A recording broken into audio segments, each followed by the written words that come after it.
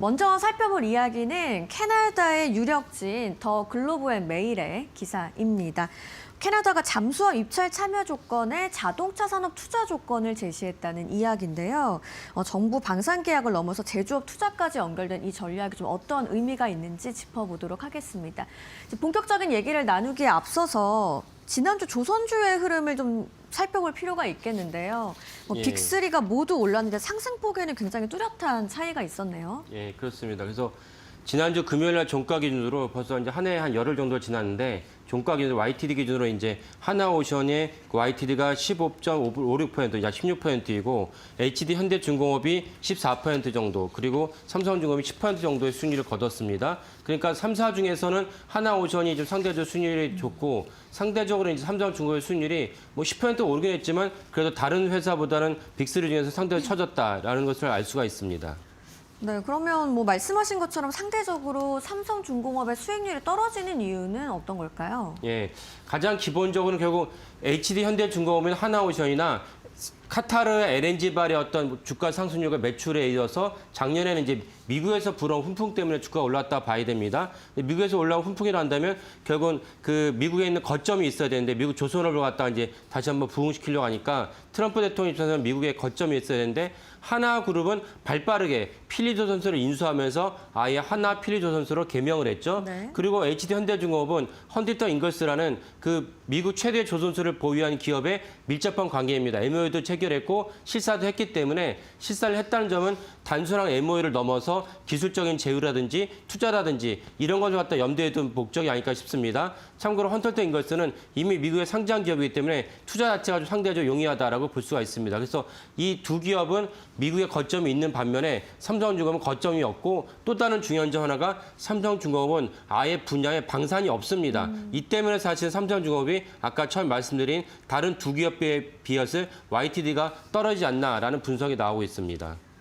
그 방산 분야가 부재하다고 했을 때 이 방산이 군함을 의미하는 거겠죠? 예, 방산이라고 하면 이제 조선업의 입장에서 이제 군함인데 군함이라는데 물론 우리가 보통 얘기하는 초기함도 있고 그다음에 구축함도 있고 또 중요한 것은 뭐냐면 잠수함입니다. 잠수함을 갖다가 네. 우리나라 잠수함 보유국가인데 제가 어렸을 때만 해도 이제 우리나라 잠수함이 없다 하겠는데 결국 이제 그 HD 현대중공업과 하나그룹이 그 독일의 어떤 협조를 받아서 우리나라 잠수함을 독자적인 잠수함을 건조한 꽤 됐습니다. 반면에 삼성중공업도 원래는 방산 분야가 있었는데 수익이 별로 나지 않는다. 왜냐하면 국내만 염두에 둔다면 우리나라 그 국방부가 방산을 갖다가 이제 그 조달을 하고 비딩을 할 때 그 영업이익이 5% 낮춰버립니다. 왜냐하면 국민의 세금으로 이제 일정 이상 보조를 해주기 때문에 영업이익이 마냥 높아진 것을 원하지 않거든요. 그래서 영업이익이 5% 낮추다 보니까 삼성중공업은 이렇게까지 낮은 수익을 가지고 우리 굳이 할 필요가 없다라는 맥락에서 아예 삼성중공업 방산 분야를 언제부터 없앴습니다. 그러다 보니까 작년에 있었던 미국의 훈풍을 받을 수가 없었고 이번에 올해 YTD 역시 삼성중공업 훈풍을 받을 수 없었기 때문에 HD 현대중공업과 하나오션에 비해서 YTD가 낮다라고 전망할 수 있겠습니다.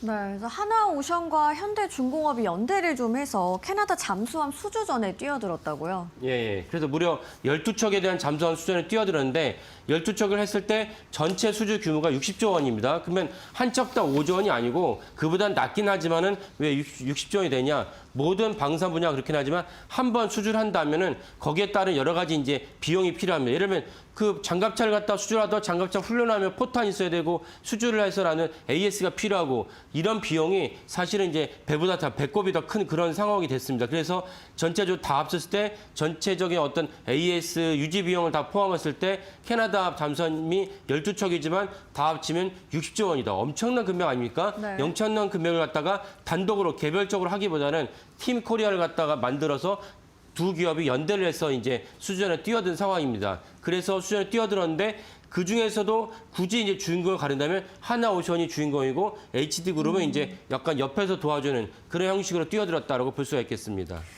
네, 근데 여기서 좀 흥미로운 지점이 수주전이 한국과 독일의 완성차에 달렸다는 분석이 나오더라고요. 이건 좀 어떤 의미일까요? 예, 그 점이 이제 글로벌 메일이 이제 그 보도한 것을 자세하게 말씀을 드리면 네. 글로벌 메일이 뭐라고 얘기했냐면은 국방비 캐나다 정부가 공식적으로 발표한 게 국방비 지출하지만 엄청난 규모이죠. 캐나다 정부 입장에서도 엄청난 규모이지만 여기서 산업적 이익이 생산되면 좋겠다라고 분명히 얘기했다는 것입니다. 그리고 보다 또 어떻게 상수를 했냐면은 캐나다군의 최상의 도구와 장비를 확보하는 것도 중요하지만 캐나다는 바로 이제 그 베링해를 옆에서 러시아는 맞붙어 있죠. 그러니까 러시아가 우크라이나를 갖다 침공을 받기 때문에 러시아를 갖다가 방어하는 입장에서 잠수함이 되게 중요합니다.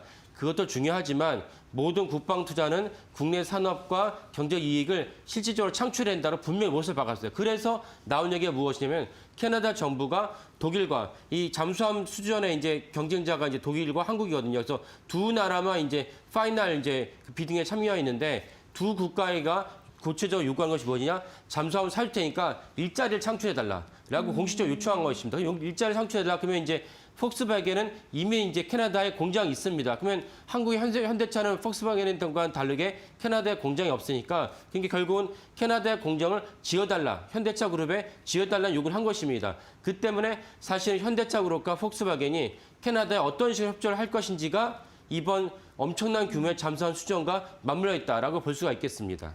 네, 말씀하신 것처럼 이제 폭스바겐은 캐나다에 공장이 있는데 현대차는 그렇지 못하다 보니까 좀 협조가 필요하다는 거죠. 예, 그 점도 이제 글로벌 메일이 이제 보도한 것을 좀 더 이렇게 볼 수 있다면 글로벌 메일이 이제 뭐라고 보도한 독일 대사관의 공식적 입장이 독일 정부는 개별 독일 기업의 잠재적 투자에 대해서 가타부타 구체적으로 언급할 수 없다라는 것을 말했던 것입니다. 이건 뭐 당연한 것이죠. 원론적인 수준이지만 네. 어쨌건 그래도 우리나라보다는 정부가 일일이 개입하기가 독일 정부는 운신의 폭이 적다라고 볼 수가 있는 것은 분명한 사실입니다.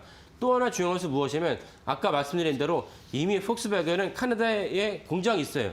공장이 있는 기업에 추가로 이제 뭔가 일자리를 창출했다는 것과 공장이 없는 현대차 그룹이 그렇다면 이재명 정부의 요청을 받아들여서 한국의 국익을 갖다가 존중하면서 캐나다에다가 공장을 신설하는 것과 어떤 것이 더 일자리 창출이 더 크겠습니까? 그렇다면 당연히 아직 공장이 없는 현대차 그룹이 캐나다에 공장을 짓게 된다면 폭스바겐보다는 보다 더 일자리 창출이 더 많다라는 것은 분명한 사실이다. 이 점은 우리에게도 유리하다 볼 수 있습니다. 그래서 결국 이런 관점으로 흘러가고 있는데 그 투자자분들도 사실은 갑자기 현대차가 독일, 캐나다에다가 공장을 짓겠다 했을 때 어떤 맥락인지 이해하시면 더 좋을 것 같긴 합니다.